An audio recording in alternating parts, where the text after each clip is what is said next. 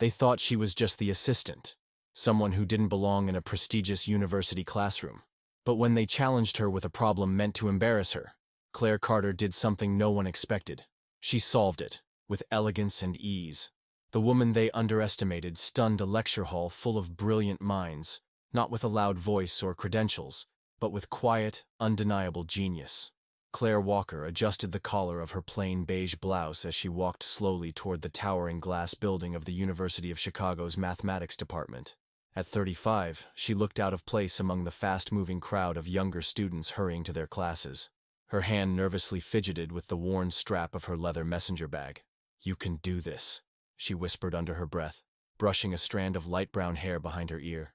Claire wasn't a professor, a researcher, or even a student. She was an administrative assistant at a small insurance company downtown. She had never sat inside a university lecture hall before, until today. The invitation had come from out of nowhere. A pilot program at the university was looking for people with exceptional mathematical skill, regardless of whether they had a degree. They had discovered Claire through her anonymous activity on online problem-solving forums. She had been solving calculus problems there that even graduate students had struggled with. For years, Claire had quietly lived a double life. While her co-workers at the office talked about their weekend barbecues or office gossip, she sat in the break room working through advanced math problems on napkins. At night, after finishing her regular work tasks, she spent hours reading dense mathematical papers, often falling asleep with textbooks on her chest. She had taught herself calculus, linear algebra, and even some abstract number theory using old library books. Then came the email from Dr. Patricia Hayes, one of the lead researchers in the program. "Your solutions were remarkable," she had said during the follow-up call.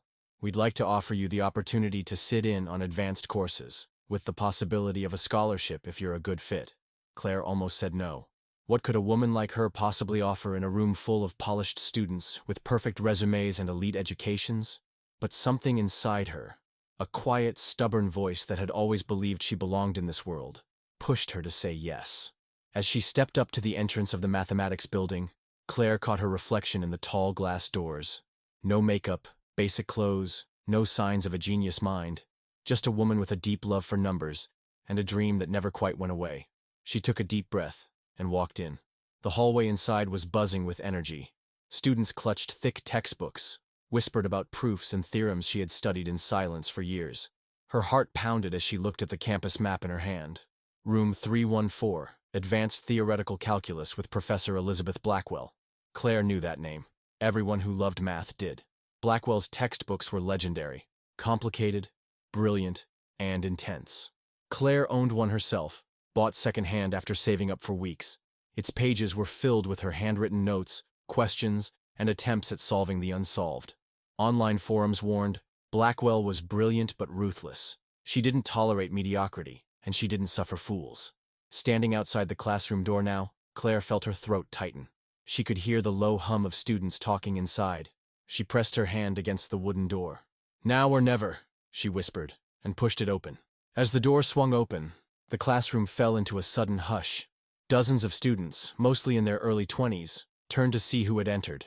They were dressed in polished styles, designer sneakers, tailored jeans, stylish backpacks slung over one shoulder.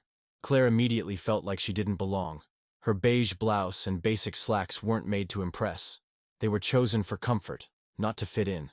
She tried not to let it show. She moved quickly, slipping into an empty seat near the front.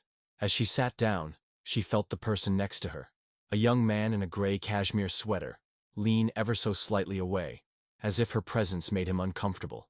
She forced a polite smile and whispered, "Is this seat taken?" "No," he said shortly without looking at her. Claire pulled out her notebook, paper, not digital, and placed her carefully sharpened pencils on the desk. Around her, most students tapped away on sleek tablets or laptops. She heard whispers. "Part of that new trial program," someone murmured from 2 rows back. "She doesn't even have a degree," another voice said. "Why is she even here?" Claire kept her eyes on her notebook, pretending not to hear. It wasn't the first time someone had judged her by appearance alone. She had learned long ago how to stay quiet, how to keep moving forward even when others thought she didn't belong. The lecture hall was impressive. Stadium-style seats climbed the walls, all facing a massive blackboard that stretched from end to end. Above the board, were portraits of famous mathematicians. Serious faces frozen in time, all of them men. The gold plaques beneath each portrait glowed faintly under the fluorescent lights. Just 2 seats over, a girl in thick designer glasses leaned toward her friend. "Professor Blackwell is going to destroy her," she whispered loudly enough for Claire to hear. "She doesn't even let grad students speak unless she asks them," the friend replied, chuckling. $10 says she leaves crying before class ends." Claire's grip tightened around her pencil. Her face stayed calm, but her heart ached. If they only knew.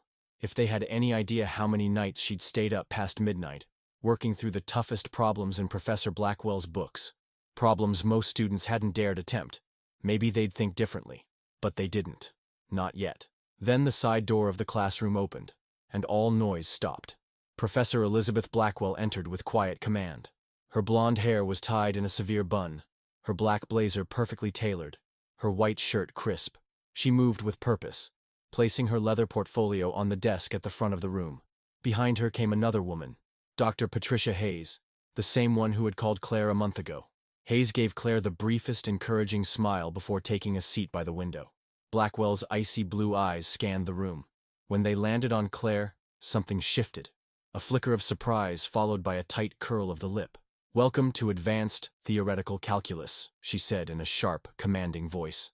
"For those who belong here, this course will stretch your abilities to their very limits." Her gaze flicked back to Claire. "For those who don't, the drop period ends Friday." The message couldn't have been clearer. Claire straightened in her chair. Her pulse was loud in her ears, but she wouldn't back down. She may not have had the traditional education.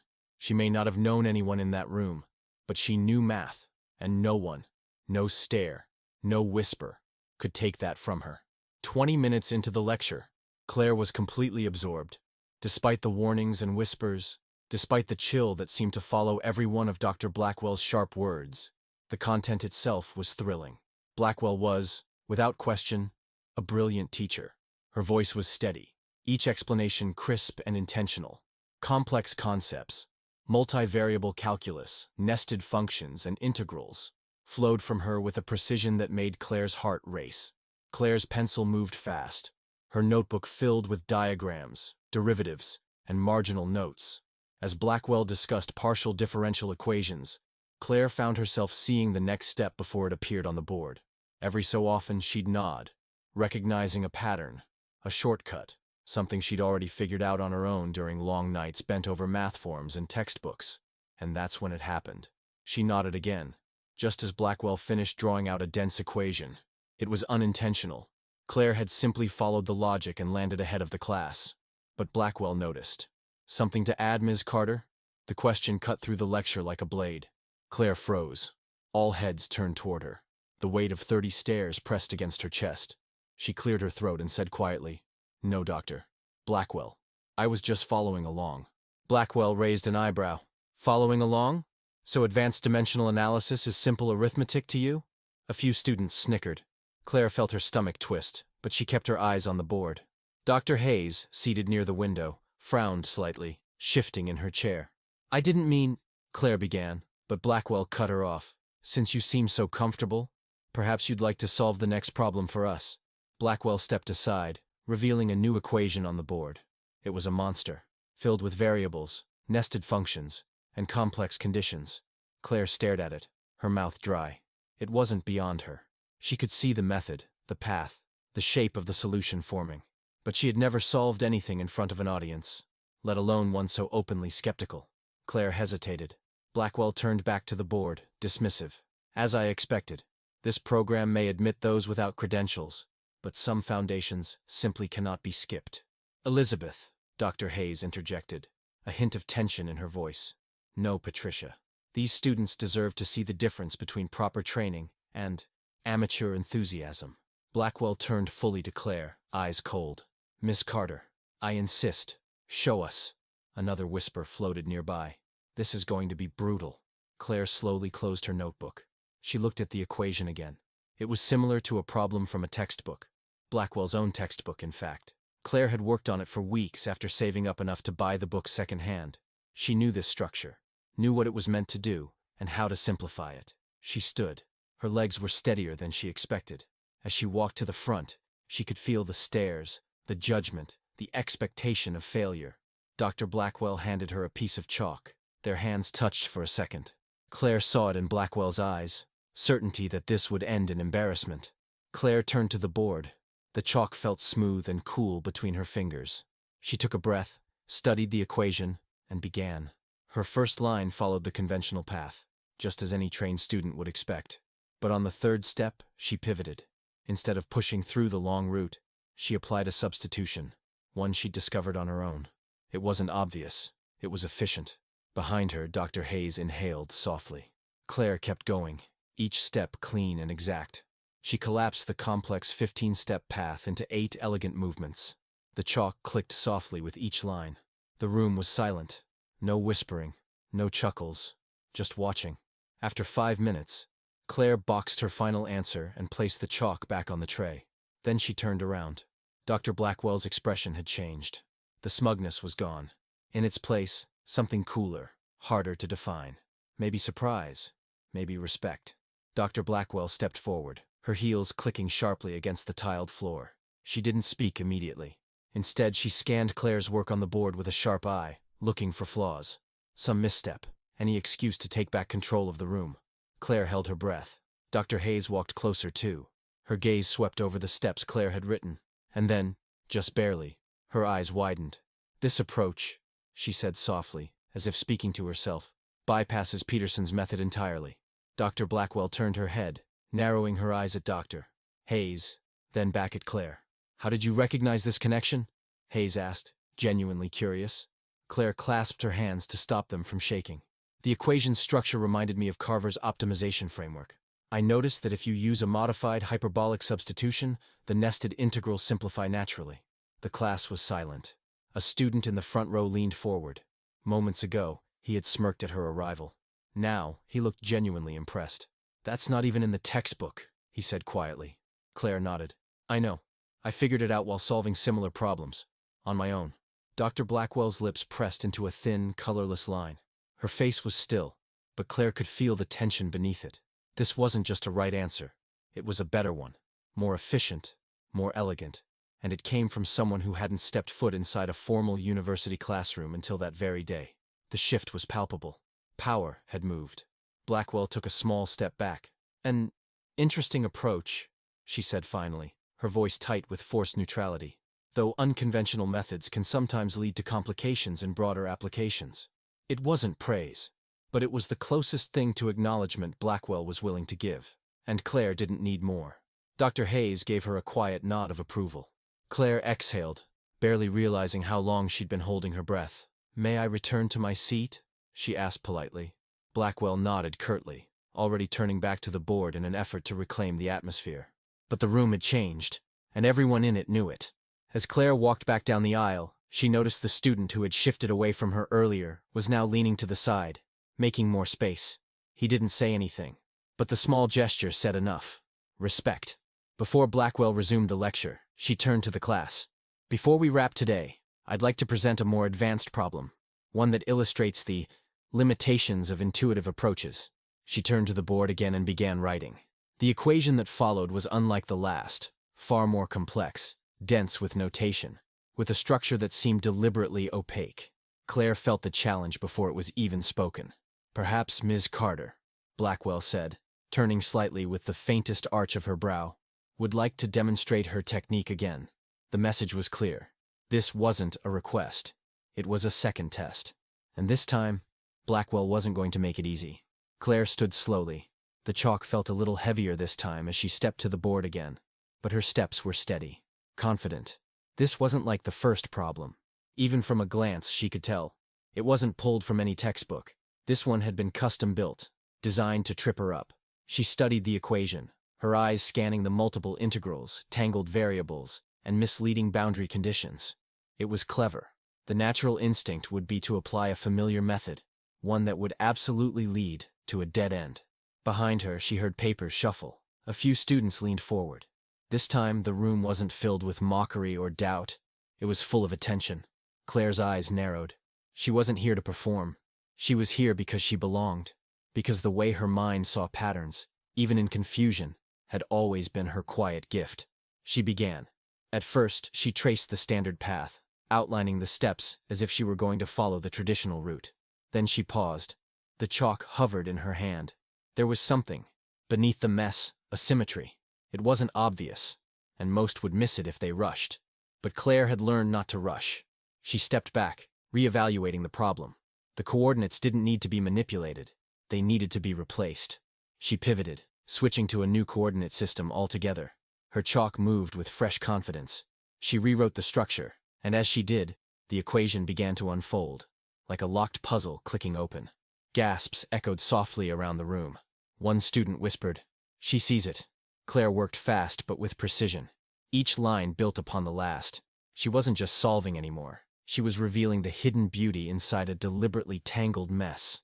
She moved without hesitation, her understanding guiding each stroke of chalk. Behind her, Dr. Hayes leaned in, her eyes tracking every symbol. Dr. Blackwell remained still, arms folded, expression unreadable. But she hadn't looked away once. The final step came with a natural grace. Claire enclosed her answer in a neat box, set the chalk gently in the tray, and turned around, heart pounding but face calm. Silence. Every student stared. Some looked stunned. Others had that wide-eyed expression only true awe brings. Claire didn't speak. She didn't have to. Dr. Hayes stepped forward first, her voice soft but full of conviction. "You recognize the embedded Jacobian transformation," she said, almost to herself. "That's brilliant." Dr. Blackwell's jaw tensed. "A creative approach," she said, at last. Her words came slowly, like they resisted her mouth. "Unorthodox, but effective." Claire nodded, saying nothing. "Class dismissed," Blackwell added quickly, her voice sharp again, as if trying to re-establish order. Students began to gather their things, but the buzz in the room was different now. Curious glances followed Claire as she walked back to her seat. A young man who had ignored her before leaned over. "That was incredible," he said. "Where'd you learn that?" "Just practice," Claire replied with a soft smile. "Lots of quiet nights." Another student from across the aisle leaned in. "Could you maybe explain that last substitution sometime?" Claire blinked in surprise. These were the same students who had barely noticed her an hour ago. And now they were drawn in, not by appearance, not by credentials, but by something real. At the front, Dr. Blackwell gathered her notes, hands moving a little too briskly. Dr. Hayes walked toward Claire. "Miss Carter," she said warmly, "do you have a moment to talk in my office? I think we need to revisit your role in this program." Claire followed Dr. Hayes down the quiet hallway, her footsteps echoing softly against the polished floors. The weight of what had just happened hadn't fully settled in yet. Moments ago, she'd stood at the front of a room that wasn't built for her. And she didn't just survive it, she owned it. In Dr. Hayes's small office, the walls were lined with shelves stacked with mathematical texts, papers, and awards. But it felt welcoming, like a space where ideas, not egos, ruled. Dr. Hayes gestured to a chair and sat across from Claire, her expression thoughtful. "What you did back there," she began, then paused. "It was remarkable, not just the solution, though that was stunning, but the way you handled everything. The pressure, the challenge, the atmosphere." Claire smiled faintly, still unsure how to respond. "I meant what I said in class," Dr. Hayes continued. "We need to reevaluate your position here. You came in as an auditing student, but your work today, your instincts, are beyond that. I want to formally recommend you for the scholarship track." Claire's breath caught slightly. "You're serious?" Dr. Hayes chuckled. "Dead serious. You belong here, Claire. And it's time the rest of the department recognizes that." Before she could say more, there was a soft knock at the door. Claire turned. It was Dr. Blackwell. Her posture was as straight as ever, but her expression had shifted. No longer guarded, no longer amused, just serious. "Miss Carter," she said formally, "may I speak with you for a moment?" Claire nodded. Dr. Blackwell entered the office slowly, standing just inside. "Your performance today," she began, "was unexpected. I won't pretend otherwise." Claire simply waited. "That second transformation," Blackwell continued, "the Jacobian restructuring, you realize it's not typically taught until graduate-level theoretical seminars?" Claire nodded. "I didn't learn it anywhere. I just figured it out while working through similar problems. Your third textbook helped me see the structure." For the first time, Dr. Blackwell seemed genuinely curious, not skeptical. "You derived it yourself?" "I had to," Claire said honestly. "The The standard methods didn't work. Dr. Blackwell's eyes held hers. This time, there was no hint of mockery, no barrier of academic superiority, just one mathematician seeing another. "I see," she said finally, and gave the smallest of nods. "Then I look forward to seeing what else you discover." With that, she turned and left the office, her heels clicking sharply down the hall. Dr. Hayes raised an eyebrow. "Coming from her," she said. "That's basically a standing ovation." Claire couldn't help but laugh, softly, disbelievingly. As the meeting wound down and they discussed next steps, course selections, scholarship paperwork, a possible journal submission, Claire felt herself exhale in a way she hadn't in years. Outside the office, the hallway buzzed with students passing to their next class. A few glanced her way. One nodded politely, another gave a thumbs up. "Hey," a voice said as she passed. It was the guy who had first leaned away from her that morning. "There's a study group in the Commons Thursday night. You should join us. We could use someone like you." Claire blinked, then smiled. "I'll think about it." The invitation wasn't grand, but it was real, and it meant more than most people would ever understand. By the time she exited the building, the sun was starting to dip. Evening bathed the campus in soft gold. She stood for a moment at the top of the stone steps, letting it all sink in. She'd come here expecting to be invisible, but she'd been seen, really seen. And for the first time in a long time, Claire Carter believed something powerful. She had a place in this world, and it had always been waiting for her to claim it. The evening air was cool as Claire Carter stepped outside the mathematics building. The sky above was painted in fading streaks of orange and purple, and the hum of the campus had softened. Students wandered in pairs or alone, heading to dinner, study groups, or back to dorms. Claire stood still for a moment on the stone steps, her eyes closed, breathing in deeply. Just that morning, she'd walked into the same building unsure if she'd even be allowed to stay. She had come expecting to be tolerated, maybe ignored, certainly not celebrated. She wasn't supposed to be here, not on paper, not in the eyes of the people who assumed mathematical genius came with a particular look, background, or resume. But now, things had shifted. Her phone buzzed in her pocket. A message from Mia, her co-worker at the insurance firm. "How'd it go? Did the fancy math people eat you alive?" Claire smiled, thumbs hovering over the screen as she thought how to answer. "It went better than I imagined. I think things are about to change." She hit send and kept walking, her bag swinging lightly at her side. She had a scholarship meeting scheduled with Dr. Hayes later that week, and an informal invite to Thursday's study group. Her name was being mentioned, in hallways, in hushed conversations. But more than that, her work was being noticed, respected. As she passed the side of the building, she caught sight of Dr. Blackwell exiting through a faculty door, heading toward the parking lot. Their eyes met briefly across the quiet courtyard. There was no wave, no nod, but there was something else. Recognition. Claire didn't need anything more than that. Not today. She turned and continued toward the bus stop, her steps lighter, her heart steadier. She wasn't naive. This one day didn't erase years of being overlooked. It didn't guarantee that she'd never face judgment again. But it had proven something important, that she wasn't an outsider pretending to belong. She belonged. And deep down, she'd always known it. At the edge of campus, she sat on a bench waiting for the bus, her mind still turning. Not with doubt, but with possibility. She thought of the substitution she'd invented, the path no one else had seen, the way the numbers seemed to speak their own language if you listened closely enough. She wasn't just good at math, she understood it. It had always been her quiet companion, across late-night coffee tables, during lunch breaks in dull offices, scribbled on napkins, margin notes, and library loan books. It had never judged her, never asked for a resume, never cared how she looked or where she came from. And today, that quiet skill had spoken louder than anyone's assumptions. Back on campus, someone in that lecture hall might still whisper doubts, but others would whisper too, with curiosity, with admiration, maybe one day, with awe. The bus pulled up with a soft hiss. Claire stepped on, nodded at the driver, and found a window seat. Outside, the sun dipped below the city skyline, lights beginning to glow in buildings and homes.